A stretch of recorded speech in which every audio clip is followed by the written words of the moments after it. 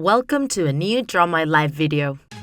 Michael Joseph Jackson was a singer and songwriter from the US, an icon of pop culture who reached high sales figures and several awards, which named him as the King of Pop. He was born on August 29, 1958 in Gary, Chicago, in the state of Indiana. He was the 8th child in a family of 10 children. His brothers, Jackie, Tito, Jermaine, Marlon, and Randy, and his sisters, Ruby, Latoya, and Janet. A 6th brother, Brandon, died shortly after being born.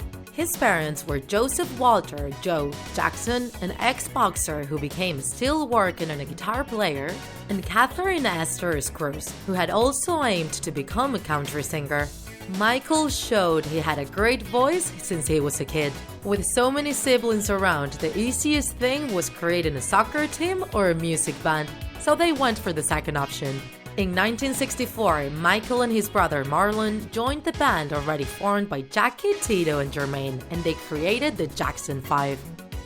Under the strict management of their dad, the band was step-by-step growing towards success. In 1965, they won a talent contest that took them on a tour around nightclubs and discos for 3 years. They also recorded their first singles for Stilltown Records, a local record label.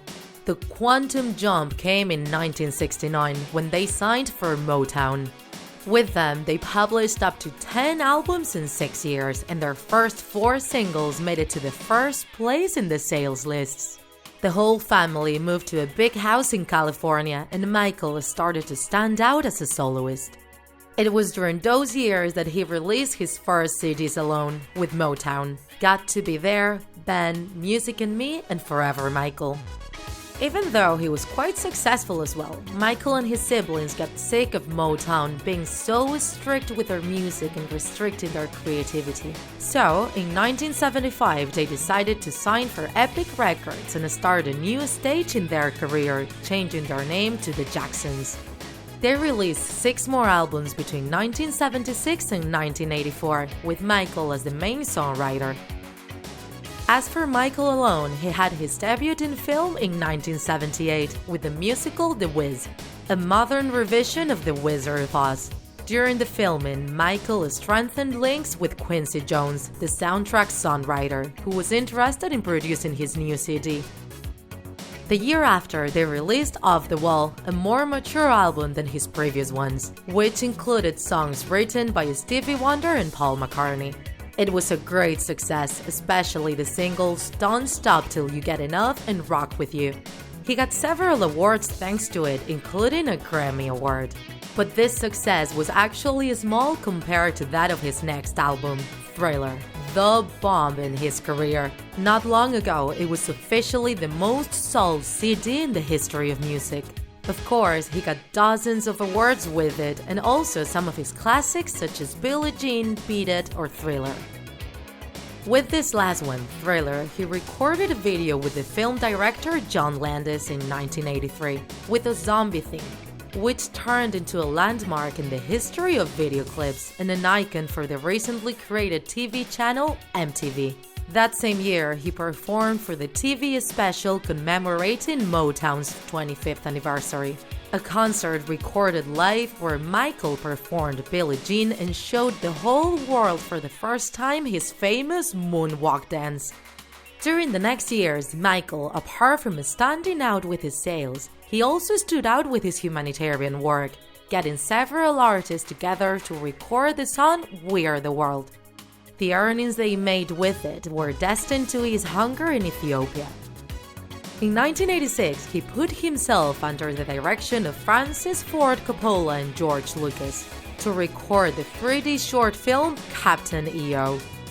The next year, he released his 7th studio album, Bad. Even though it didn't reach the same record sales figures as Thriller, it was still a success at a world level, and classics such as Bad, Man in the Mirror, or Smooth Criminal were in it. Michael, already an icon, published his first autobiography, Moonwalk, the most sold book of the year in the US. In 1988, he bought a ranch in California, where he built a theme park, a zoo, and a cinema. He transformed it into his new home, called Neverland in honor to his favorite character, Peter Pan. In 1991, he released Dangerous, album that contained other classics such as Black or White, #1 during 7 weeks in a row, or Heal the World, which would name the organization Michael created the year after to help children in need. One of his most spectacular performances took place during the halftime show of the Super Bowl in 1993. It was such that it started the tradition of artists acting in this event. In 1994, he surprised everyone secretly marrying Lisa Marie Presley, Elvis Presley's daughter. However, they weren't together for long and they divorced 20 months after. It was then, in 1995, that Michael released his first double album, History, Past, Present, and Future, Book 1. The tour became the most successful in all his career, with more than 4.5 million people attending. It was accompanied by the release of Blood on the Dance Floor, History in the Mix, a remixes album. In 1996, he surprised everyone again marrying his personal nurse, Debbie Rowe, with whom he would have his first 2 children, Prince Michael Joseph Jackson Jr. and Paris Michael Catherine Jackson. The couple got divorced soon after in 1999, and she gave up the custody of the kids to him. In 2001, Michael released his last studio album, Invincible, with singles such as You Rock My World and Butterflies. After a series of concerts at the Madison Square Garden in New York to celebrate the 30th anniversary of his career, Michael went on an 8-year period of silence when he had his 3rd child, Prince Michael Jackson II. It wasn't until March 2009 that he went on a stage again to announce his so-waited-for comeback with a tour called This Is It. But finally, the tour was cancelled when, some months before it started, Michael unexpectedly died. On June 25, 2009, while he was in his mansion, he suffered a cardiorespiratory failure and doctors couldn't do anything to save him. He was buried in the Forest Lawn Cemetery in Los Angeles after a funeral broadcasted on TV and watched by more than 2,500 million people.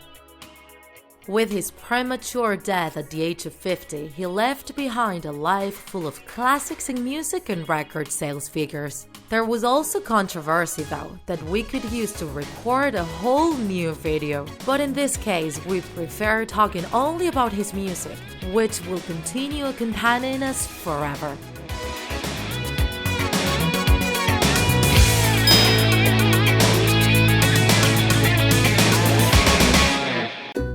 If you enjoyed this video, don't forget to like it. And if you want to see more Draw My Life videos, subscribe to our channel. See you in the next episode.